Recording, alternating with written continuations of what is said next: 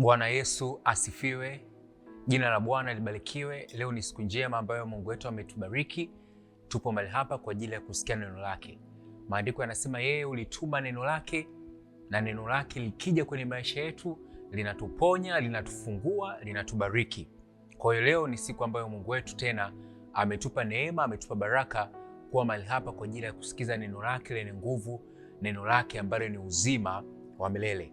Na maandiko yanasema katika kitabu cha Yohana Mtakatifu sura ya 8 mstari wa 32 kwamba nanyi mtaifahamu kweli, nayo kweli itawaweka huru. And you shall know the truth, and the truth shall set you free. And you shall know the truth, and the truth shall set you free. The only truth that will set you free is the truth that you know. That is very, very important. Truth does not set you free automatically. Truth set you free when you know it. That's why scripture say the truth shall set you free. So today tupo mahali hapa kwa ajili ya kuifahamu hiyo kweli ambayo inatuweka huru na kuishi maisha ya ushindi ambayo tunayo katika Kristo Yesu. Kwa hiyo ndugu mpendwa mtazamaji, ninakukaribisha katika uwepo wa Bwana, ninakukaribisha katika neema hii ya Mungu, ili basi kwa pamoja upate kupokea ile kweli ambayo itakuweka huru katika jina la Yesu Kristo. Mungu, ninakushukuru kwa ajili ya wakati ambao umetupatia kuwa mbele ya uwepo wako, kwa ajili ya kujifunza neno lako, kwa ajili ya kutafakari maneno yako, kwa ajili ya kupokea kutoka kwako. Maana tunajua Mariamu aliketi miguuni pako na kupokea kutoka kwako, na lile jambo lilikuwa bora kuliko yule ambaye alikuwa anataka kukuhudumia wewe. Hivyo na sisi tunajua tunapokusanyika katika namna hii kwa ajili ya kusikiliza neno lako, tunafanya jambo la msingi. Na hapa ni Yosh Testimony TV, channel mahususi kabisa ambayo inakuletea ushuhuda wa Bwana Yesu Kristo na ufalme wa Mungu hapa duniani. Tunaenda kuanza series yetu mpya ambayo itakuwa ni ya baraka sana. Series yetu ambayo itafanya mahusiano yako na Mungu yawe katika namna ambayo Mungu amekusudia. Tayari tumekuwa tuna masomo yaliyopita. Tulishajifunza fundamental principles of faith. Tukaja tukajifunza your identity in Christ. Na leo hii tunaenda tena kujifunza somo muhimu sana ambalo linahusiana na damu ya Yesu. Na nimependa kuliita ili somo au hii series Understanding the Blood of Jesus. Understanding the Blood of Jesus. Ielewe damu ya Yesu. So katika hili somo we are going to bring back the cross of Jesus in our life. We are going to bring back the power of the cross in our life. We are going to bring back the reality and manifestation and the benefit of the finished and complete work of Jesus. Hiyo ndo madhumuni ya somo hili, na tutajifunza, sijajua tutaenda kwa vipindi vingapi, lakini ni somo ambalo naamini kabisa litakubariki, ni somo ambalo litakusaidia sana. Sasa bila kupoteza muda, naomba tusome kitabu cha Waebrania sura ya 12 mstari wa 24. Waebrania 12 mstari wa 24. Lakini kabla sijaanza, nataka nikwambie kitu kimoja. Kuna vitu ambavyo tumekuwa tukivifanya sio kwa sababu vipo katika maandiko, ila kwa sababu tumezoea kuvifanya. Yaani ni vitu ambavyo vipo katika desturi ya mwenendo wetu katika Ukristo, lakini ukiviangalia vizuri havipo katika neno la Mungu na tumezoea kuvifanya. Na katika somo hili nitaenda kukuonyesha kweli ya Mungu kuhusiana na damu ya Yesu Kristo, kwa sababu kuna tamaduni na kuna desturi ambazo tunatembea nazo katika imani yetu ya Kikristo, hususan katika damu ya Yesu, ambazo zinafanya damu ya Yesu hatutaki kutembea katika nguvu ambayo maandiko yanatuonyesha ipo katika damu ya Yesu. Kwa hiyo unaposikia series hii, najua kuna namna your doctrine will be shaken. Your doctrine will be shaken. Lakini I pray to God you will be humble enough to receive what the Spirit of God will communicate with you. Ninaamini Roho Mtakatifu atakusaidia. And you have to hear me by the Spirit, because I'm going to communicate with you the wisdom, the revelation of God concerning the blood of Jesus. Hallelujah. Katika Waibrania 12 mstari wa 24, maandiko yanasema, na Yesu mjumbe wa agano jipya na damu ya kunyunyizwa inenayo mema kuliko ile ya Habili. Na Yesu mjumbe wa agano jipya na damu ya kunyunyizwa inenayo mema kuliko ile ya Habili. And unto Jesus, the mediator of new covenant, and to the blood of sprinkling that speaks better things than that of Abel. And to Jesus, the mediator of a new covenant, and the blood of sprinkling that speaks better things than the blood of Abel. Maandiko yanatueleza waziwazi kwamba Yesu Kristo mjumbe wa agano jipya na damu yake ya kunyunyizwa ineneo mema kuliko damu ya Habili. Andiko hili sio andiko ambalo ni geni. Nadhani tushailisikia na watu tunasema damu ya Yesu inanena mema kuliko damu ya Habili. Maandiko yanasema na Yesu mjumbe wa agano jipya na damu ya kunyunyizwa inenayo mema kuliko damu ya Abel. Maandiko yanatuambia huyu Yesu ni mjumbe wa agano jipya na damu yake ya kunyunyizwa inanena maneno mazuri, maneno bora kuliko damu ya Habili.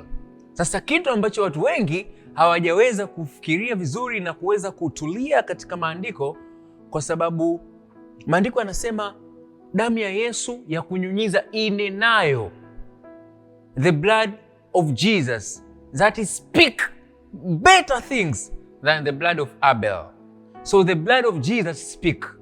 Kwa lazima ujue damu ya Yesu inazungumza nini. Huwa ninaona watu wanasema damu ya Yesu inanena mema kuliko damu ya Abel. Lakini ukiwauliza Wakristo wengi, damu ya Yesu inanena nini? Asilimia kubwa hawatakwambia damu ya Yesu inanena nini. Sasa maandiko yanasema imani huja kwa kusikia na kusikia huja kwa neno la Mungu, huja kwa neno la Kristo. Faith come by hearing and hearing by the word of Christ. Imani huja kwa kusikia na kusikia huja kwa neno la Kristo. Kwa hiyo usiposikia neno la Kristo hauwezi kuwa na imani. Ili uwe na imani inatakiwa usikie neno la Kristo linasema nini. Maandiko yanasema Yesu mjumbe wa agano jipya na damu yake kunyunyizwa inenayo mema kuliko damu ya Abel. Kwa hiyo lazima ujue damu ya Abel ilikuwa inanena nini na damu ya Yesu inanena nini, ili uweze kujua kwa nini maandiko yanasema kinachonenwa kwenye damu ya Yesu, ile ambayo damu ya Yesu inanena, ni bora kuliko damu ya Abel. Kwa sababu ukisikia na ukijua kile ambacho damu ya Yesu inanena, utapata imani. Na maandiko yanasema na huku ndiko kuushindako ulimwengu, hiyo imani yetu. Kwa hiyo ile kwamba damu ya Yesu inanena mema haimaanishi hayo mema yatatokea kwako. Haimaanishi hayo mema utaweza kuyapokea. No. Maandiko yanasema tunapokea kwa imani, tunaishi kwa imani, tunatenda kwa imani, tunafikiria kwa imani. We speak by faith, we think by faith, we act by faith. Kwa hiyo ile ndiko nataka tuwe very humble tunaposikia neno la Mungu. Maandiko yanasema damu ya Yesu ya kunyunyizwa inenayo mema kuliko damu ya Abel. Kwa hiyo lazima ujue damu ya Yesu inanena nini ili uweze kuamini, kwa sababu uwezi kuamini kama hujui kile damu ya Yesu inasema. Faith come by hearing. Hearing what? Hearing information. So there are things the blood of Jesus speak. You have to know what the blood of Jesus speak. When you know what the blood of Jesus speak, then you believe. You can't believe what the blood of Jesus is saying without knowing what the blood is saying. Hauwezi kuamini kile ambacho damu ya Yesu inanena kama haujui damu ya Yesu inanena nini. Hallelujah. Hallelujah. Na hauwezi kuappreciate, hauwezi kuthamini kile ambacho damu ya Yesu inanena kile ambacho damu ya Yesu inasema juu ya maisha yako, kama haujui kile ambacho damu ya Abeli inasema. Damu ya Abeli sio kwamba ilikuwa inasema jambo baya, hapana. Maandiko yanasema the blood of Jesus speaks better things than the blood of Abel. In language we understand. We don't jump from bad to better. We jump from good to better. So it is not necessary that the blood of Abel speak bad thing. No. The blood of Abel does not speak bad thing. Damu ya Abel ilikuwa haiongei mambo mabaya. It is speaking good thing. But the blood of Jesus is even speaking much better things. You have to know that. Hallelujah. Hallelujah. Sasa nataka nikakuonyeshe kile ambacho damu ya Yesu na damu ya Abel inasema. Maandiko yanasema Abel aliuliwa na ndugu yake Kaini. Damu yake ilipomwagika katika ardhi ikamlilia Mungu. Mungu anaenda kumwambia Kaini, ndugu yako yupo wapi? Kaini anamwambia, kwani mimi ni mlinzi wa ndugu yangu? Maswali gani unaniuliza? Mungu anamwambia, no. Nasikia damu ya ndugu yako inalililia katika ardhi. The blood of Abel was pleading for judgment. Was pleading for judgment. Inasema Mungu, kuna mtu asiyekuwa na hatia ameuliwa, tenda haki. Mungu, tenda haki. Damu isiyo na hatia imemwagika. Huyu mtu alitakiwa endelee kuishi, lakini maisha yake yamekatishwa.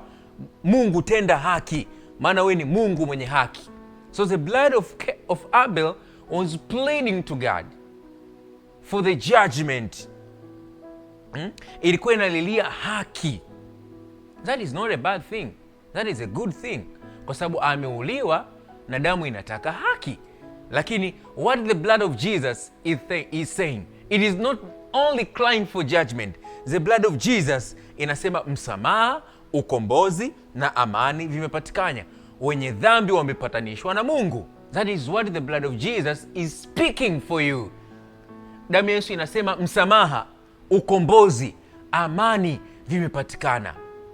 Msamaha, ukombozi, amani vimepatikana. Wenye dhambi wameweza kupatanishwa na Mungu. Kuna upatanisho umepatikana kati ya wenye dhambi na Mungu. Kuna msamaha juu ya hao wenye dhambi.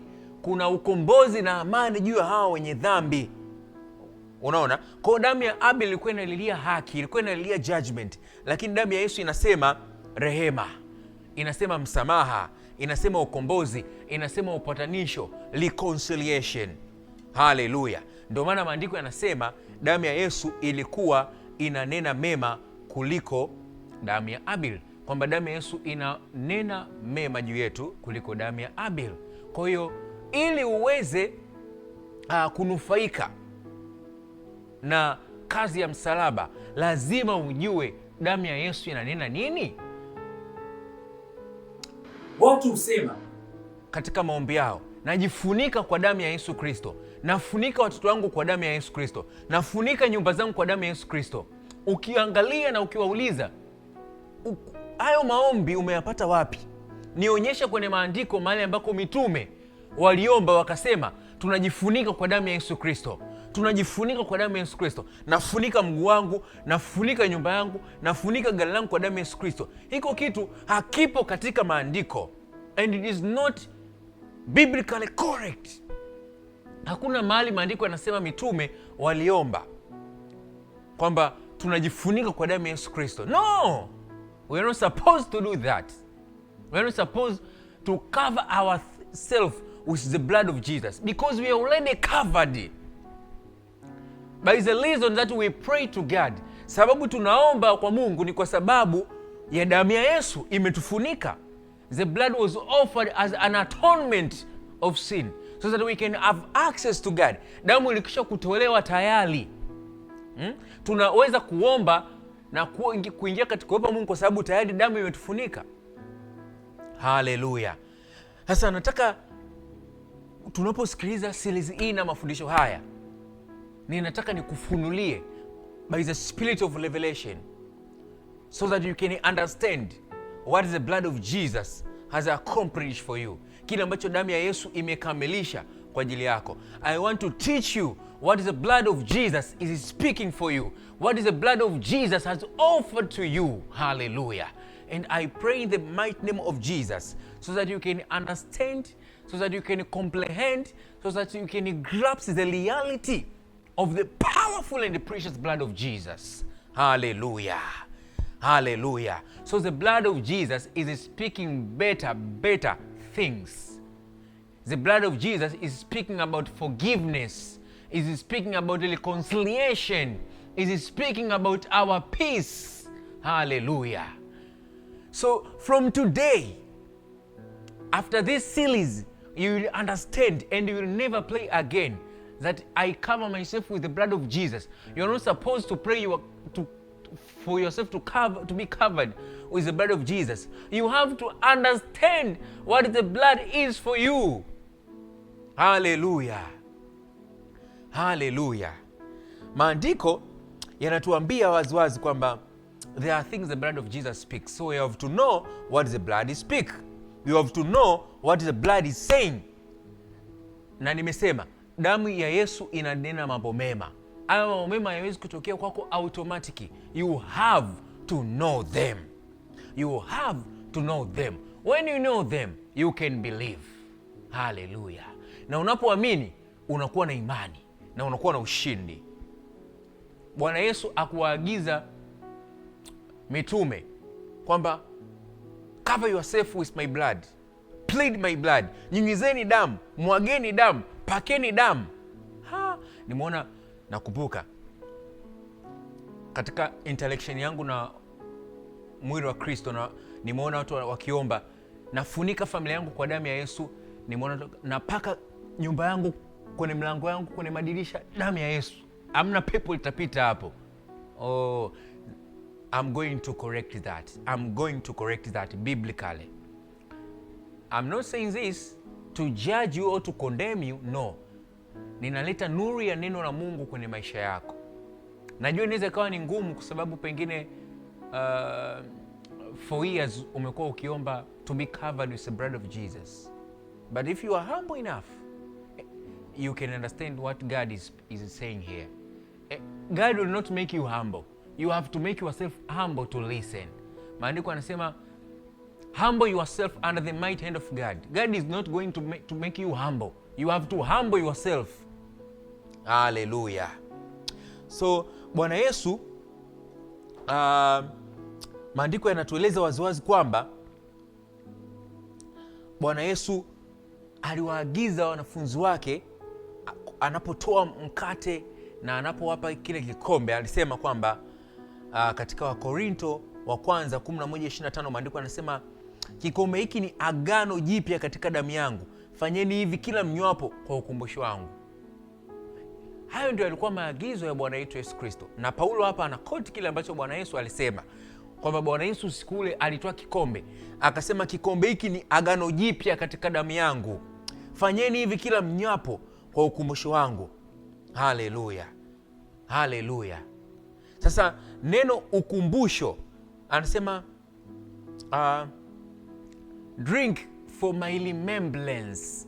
Drink this cup of new covenant for my remembrance. The word remembrance kwenye Kiswahili wameandika ukumbusho wangu. Nataka sasa nikuonyeshe kwa nini Bwana Yesu alikuwa anamaanisha nini hapa. Neno remembrance kwenye Kigiriki ni amnesisi, anamnesisi. Neno remembrance, ukumbusho, maana yake ni anamnesisi. Sasa neno anamnesisi is not just bring something to, is not just remembering something. Is consciously remembering and proclaiming Christ and what is this accomplished for us. It is intentional remembrance. It is bringing what Christ has done on our active awareness. Sio kukumbuka. To bring a past event into an active awareness. as if that things is happening right now. That is what, do this for my remembrance. You see, Yesu anasema damu yangu sio mjifunike nayo. Remember what my blood has accomplished for you. So when we do communion, tunaposhiriki ushirika mtakatifu, when we drink that blood of new covenant, we say, wow, God, thank you, because the blood of Jesus has forgiven me, has cleansed me, has redeemed me. Hallelujah. You bring what Jesus has accomplished from his work on the cross into your active remembrance, into your active awareness, and you say, wow, thank you Father. Asante Baba, kwa sababu kwa damu yake nimesamehewa dhambi, kwa damu yake nimekombolewa, kwa damu yake nimefanywa kuwa mwana wako, kwa damu yake nimehamishwa kutoka ufalme wa giza, nimeingizwa katika ufalme wa nuru. You celebrate, you praise God. That is what ukumbusho wangu inachomaanisha. Anamnesis, bring something into remembrance. Hallelujah. Hallelujah. So it is deliberately calling and keeping something significant before your mind. Deliberately, kwa makusudi kabisa, kulicall something and to keep that significant something before your mind. Hallelujah. So in communion, it's not just simply remembering what Jesus did or what Jesus died for. It is consciously remembering and proclaiming Christ and what his death accomplished through us. It is intentional remembrance of Christ's sacrifice. What has Christ accomplished? Hallelujah. That is what remembrance means. So you see, maandiko yasemi cover yourself with my blood. Yanasema remember, brings what I have accomplished for you into your active awareness. Praise the Lord. Praise the Lord. Hallelujah. Kitabu cha Yohana sura ya 19 kuanzia mstari wa 28 hadi 31. Kitabu cha Yohana 19, 28 hadi 31, maandiko yanasema, baada ya hayo Yesu, hali akijua yote yamekwisha kumalizika ili andiko litimizwe, akasema, naona kiu. Tasoma tena. Baada ya hayo Yesu, hali akijua ya kuwa yote yamekwisha kumalizika ili andiko litimizwe, akasema, naona kiu. After this, Jesus, knowing that all things were now accomplished, that the scripture might be fulfilled, said, I thirst. Basi Yesu alipokwisha kuipokea ile siki, alisema, imekwisha. Akainama kichwa chake, akasalimu roho yake. Hallelujah. When Jesus therefore had received the vinegar and said, it is finished, and he bowed his head and gave up the ghost. Hallelujah. Maandiko yanasema Yesu alipokuwa pale msalabani, baada ya kukalkulate na kupiga hesabu na kuona yote yamekwisha kumalizika, akasema, naona kiu. Wakamletea ile siki. Alipoionja, baada ya hapo akasema, it is finished, imekwisha. Baada ya hapo akaitoa roho yake, akafa. Hallelujah. So what is important, jambo la muhimu ni kujiuliza, what are the all things that were accomplished? Maandiko yanasema alipoona yote yamekwisha kumalizika. Lazima ujiulize, aliona yapi ambayo yamekwisha kumalizika? Hallelujah. Maana kabla hajasema it is finished, Jesus, he's so smart, even on greater suffering, even on pain, he stay humble and he calculate and he reflect and he connects the dot and he make an account like all have been done. Yote yamekwisha kukamilika. Lazima na wewe uweze kuwa humbled na kuweza kuwa wazi, Roho Mtakatifu afunulie ili ujue yapi hayo ambayo Bwana Yesu anasema yalikuwa yamemalizika. lakini by the Spirit of God I'm going to tell you what Jesus meant. Hallelujah. Yesu akijua yote yamekwisha kutimizwa ili maandiko yatimizwe. Hallelujah. Yote haya ni mambo gani? Haya yote ni yale ambayo Yesu aliandikiwa na manabii na Torati. Yale yote ambayo Torati pamoja na manabii yalikuwa yameandika kuhusiana na Yesu. Yesu alipoona yametimizwa yote, ndio Bwana Yesu akasema akisha kuona yote yametimizwa. Manake hayo yote ni yapi? Number 1, yale ambayo aliandikiwa na manabii, yale ambayo aliandikiwa na Torati. Namba 2, baada ya kuona dhabihu kwa ajili ya dhambi imekwisha kutolewa, damu yake ishamwagika, dhabihu kwa ajili ya dhambi imekwisha kutolewa, ambayo dhabihu ilikuwa inadai damu. Alipoona damu imekwisha kutolewa. Namba 3, alipoona tayari ukombozi umepatikana. Namba 4, alipoona msingi wa upatanisho wa Mungu na wanadamu umewekwa na kazi ya msalaba imekamilika, akawa tayari kufa. Hayo ndio mambo ambayo Bwana Yesu, maandiko yanaposema alipoona yote yamekwisha kutimizwa. Hayo yote ni yapi? Namba 1, yale yote ambayo aliandikiwa na manabii na Torati. Dhabihu kwa ajili ya dhambi imekwisha kutolewa, ukombozi umepatikana, msingi wa upatanisho kati ya Mungu na wanadamu umekwisha kuwekwa, na kazi ya msalaba imekamilika. Hayo matano Yesu alipoona yamekwisha kukamilika, akasema now I can give up my ghost. Sasa ninaweza kuitoa roho yangu. Haleluya. Ndio maana kwenye mstari unaofuatia wa 30 Bwana Yesu akasema imekwisha. It is finished. Haleluya. So kazi ya msalaba baada ya hapo si kazi iliyoanza, ni kazi iliyokamilika. When Jesus say it is finished, tetelestai, alikuwa anamaanisha imeshakamilika, imeshaisha, imekwisha. Mtaani unasema aishi mpaka iishe. Yesu alipoona imeisha akasema imekwisha. Hallelujah. I don't know who come with this saying haishi mpaka iishe. Yesu anapigwa akasema aishi mpaka iishe, mpaka dhabihu kwa ajili ya dhambi itolewe. Aishi mpaka iishe, mpaka ukombozi upatikane. Aishi mpaka iishe, msingi wa upatanisho kati ya Mungu na wanadamu uwekwe tayari. Aishi mpaka iishe, kazi ya msalaba ikamilike. Aishi mpaka iishe, maandiko yaliyosema juu yangu kuwa manabii na kwa Torati yamekamilika. Alipoona yote ndo akasema sasa imekwisha. Hallelujah. That is Jesus. Hallelujah.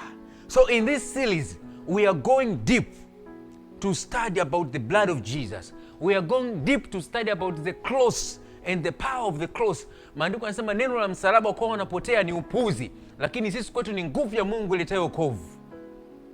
Hallelujah.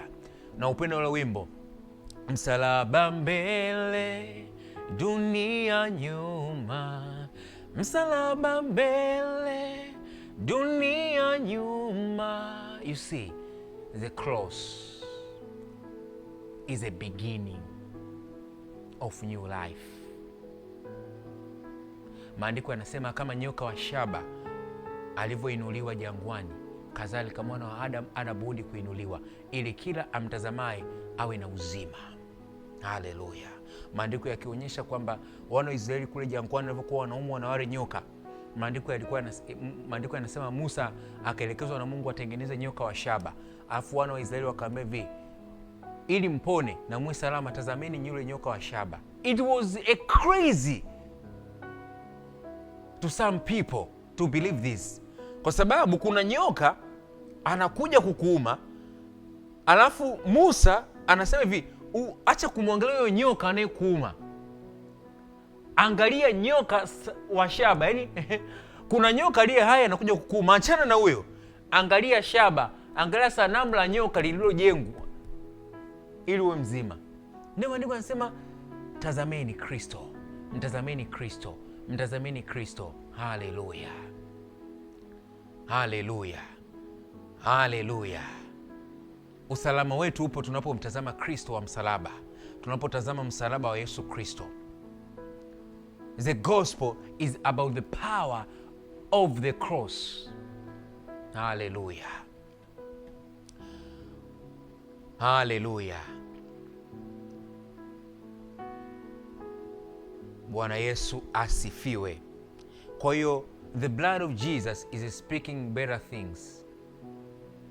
Na Yesu alipoona yote yamekwisha kutimizwa, dhabihu imetolewa, kazi ya msalaba imekamilika, msingi wa upatanisho kati ya Mungu na wanadamu umeshatolewa. Alipoona yaliyoandikiwa yote kwa maandiko yaliyoandikwa kwa ajili yake na manabii na Torati yameshakamilika, akawa tayari kufa, lakini akasema imekwisha. Haleluya. Leo tutaishia hapa. Kipindi kijacho nitaenda kukuonyesha kwamba the blood of Jesus, its primary purpose, it is not against Satan. The blood of Jesus was offered to protect us from God. Katika kipindi kijacho nitataka kukuonyesha kwamba damu ya Yesu haikutolewa kwa ajili ya shetani, haikutolewa kwa dhidi ya shetani. Damu ya Yesu ilitolewa kwa ajili ya kutulinda sisi na Mungu. That will be so powerful, will be so amazing. Maana watu wengi wanadhani damu ya Yesu ilitolewa kwa ajili ya shetani. No. Damu ya Yesu ilitolewa kwa ajili ya kutulinda sisi na Mungu, kutulinda sisi dhidi ya ghadhabu ya Mungu, kutulinda sisi dhidi ya hasira ya Mungu. That was a primary purpose the blood of Jesus was shedded. Hiyo ndo sababu ya kwanza damu ya Yesu ilitolewa msalabani, kutulinda sisi dhidi ya ghadhabu ya Mungu. The blood of Jesus was to protect us from God, not from Satan. I repeat, the blood of Jesus was offered as a sacrifice to protect us from the wrath and the indignations and the punishment of God toward us. I'm going to teach you that. Subscribe kwenye channel yetu hii, like, comment, so that when we release the next sermons, you will be the first one to hear it. Lakini kabla sijakuacha, nataka nikuletee mkono wa Bwana, kwamba Yesu alikufa msalabani kwa ajili yako ili akukomboe kutoka kwenye dhambi. Kama unaamini Yesu Kristo kama Bwana na Mwokozi wa maisha yako na unataka kumpa Yesu maisha yako, nifuatishe sala hii. Sema: Bwana Yesu, nakushukuru kwa kuwa ulijitoa msalabani kwa ajili yangu, ukamwaga damu yako kwa ajili ya kunisamehe dhambi zangu, na ukafufuka ili mimi nihesabiwe haki. Ninapokea msamaha, ninapokea uzima wa milele. Ingia ndani yangu, nikuishie wewe siku zote, nitembee katika wewe siku zote. Shetani, na kukataa na kazi zako zote na mambo yako yote. Mimi ni mtoto wa Mungu kuanzia sasa. Haleluya. Kama umesali sala hiyo, basi umeokoka. Mungu akubariki. Tukutane katika kipindi kijacho. Amen.